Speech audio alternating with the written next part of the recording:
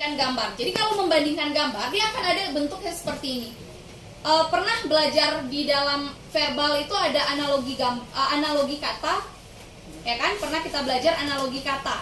Jadi kita harus mencari sinkron dari kata tersebut. Misalnya, kalau gambar 1 mirip dengan gambar 2, gambar 3 mirip dengan gambar 4, dan seterusnya. Itu juga harus termasuk di dalam pola membandingkan gambar. Ini bisa jadi pola pertama itu gambar 1, gambar 2, gambar 3, dan gambar 4. Bisa jadi 1 ke 2, 1 ke 3, 2 ke 4, dan seterusnya.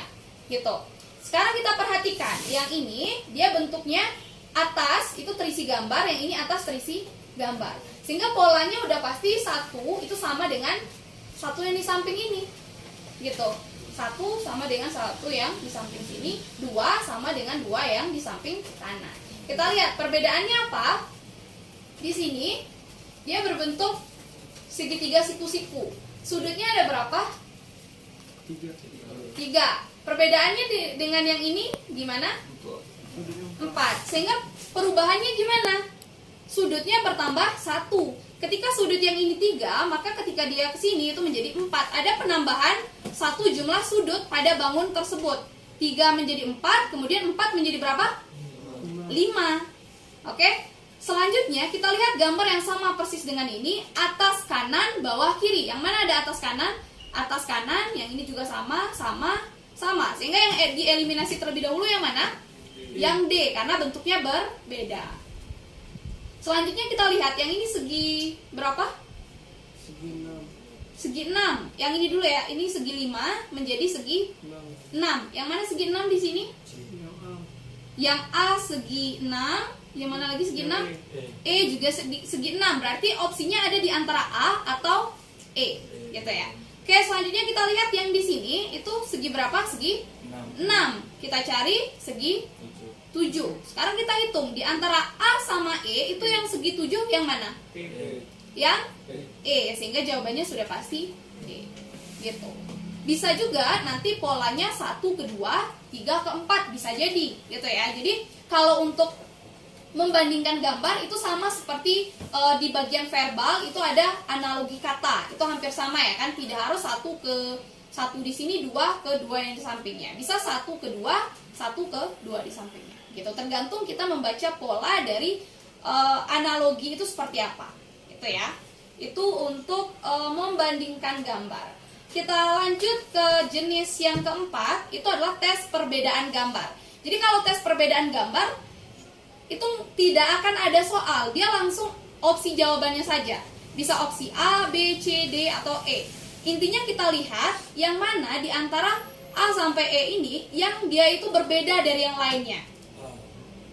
Kalau yang A, dia bentuknya kayak gini, B kayak gini, C gini, semuanya bentuknya beda-beda.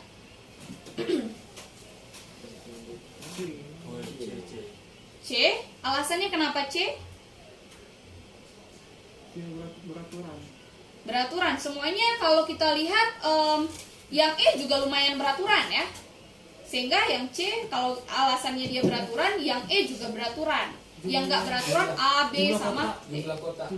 Jumlah kotak. Jumlah kotaknya berapa? A itu 4, B itu 4, C 4, D 4, yang E sendiri yang jumlahnya 5. Sehingga gambar yang paling berbeda dengan yang lainnya adalah gambar dengan opsi E, gitu. Jadi kita harus teliti lagi untuk membaca pola dari perbedaan gambar. Jadi kalau A, B, C, D itu semuanya gambarnya sama, tentukan satu kesamaan dari gambar tersebut. Oh, jumlah kotaknya ternyata sama. Sehingga yang jumlah kotaknya berbeda yang mana? Yang E.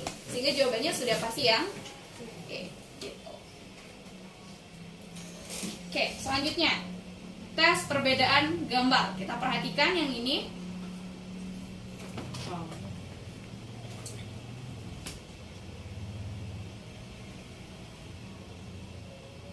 Yang mana? Kenapa yang A?